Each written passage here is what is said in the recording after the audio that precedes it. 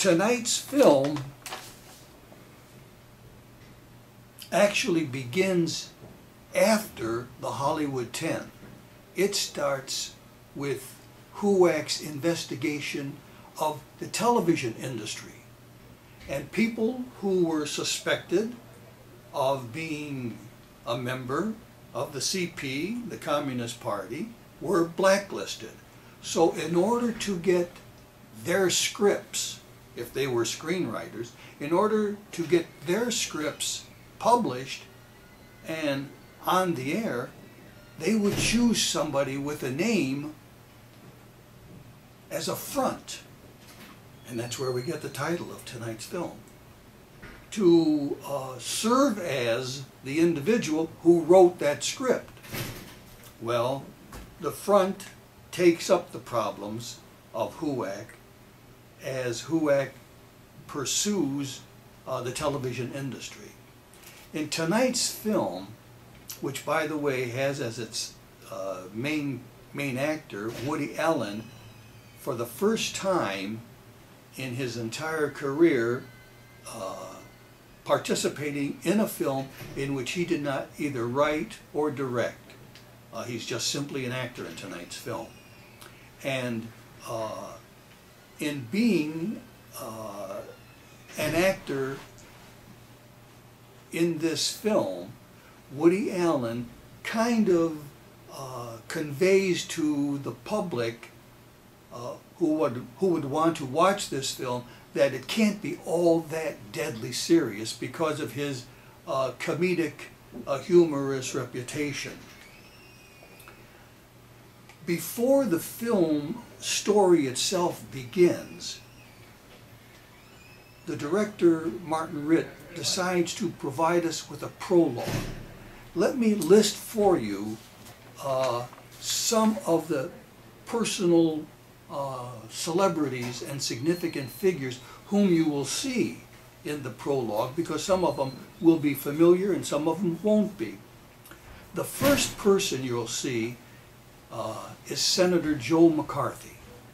Now, it was Senator Joe McCarthy in the early 1950s who, in Wheeling, West Virginia, at a theater, I think it was the Capitol Theater, raised a sheet of paper and announced that he had 220-some names of individuals who were communists working in the United States State Department. That kind of opened up the Pandora's box for McCarthyism to become prominent in our political and social society. You'll see him ascending some steps. He'll be wearing a dinner jacket and cutting a wedding cake with his new bride. You'll also see Rocky Marciano, who was a great boxer in the 1950s and who will die in a plane crash maybe a year or two after that prologue was filmed. You'll see Marilyn Monroe in a convertible car waving to people. A few seconds later you'll see Joe DiMaggio, the man who becomes her husband.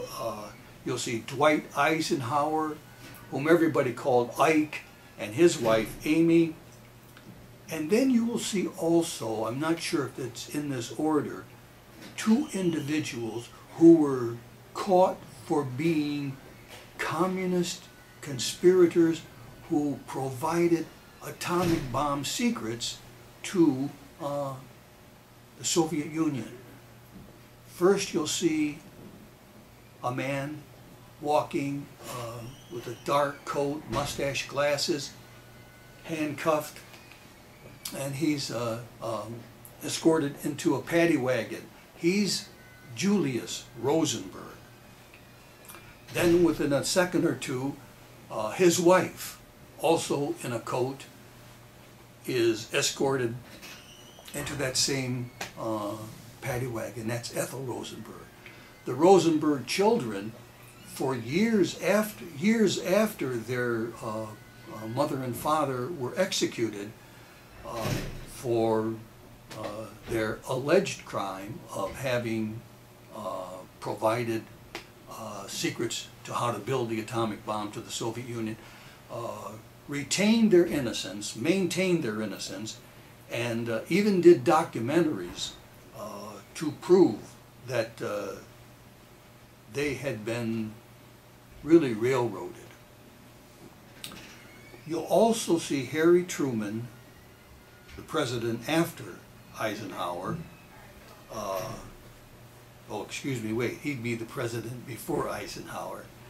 And you'll also see Korean War veterans. All of that is the prologue, because these are the kinds of celebrities, personalities, significant figures who peopled or who inhabited this period. Intermixed with that are some bathing beauties to illustrate that the 1950s was also a time of ice cream and cake.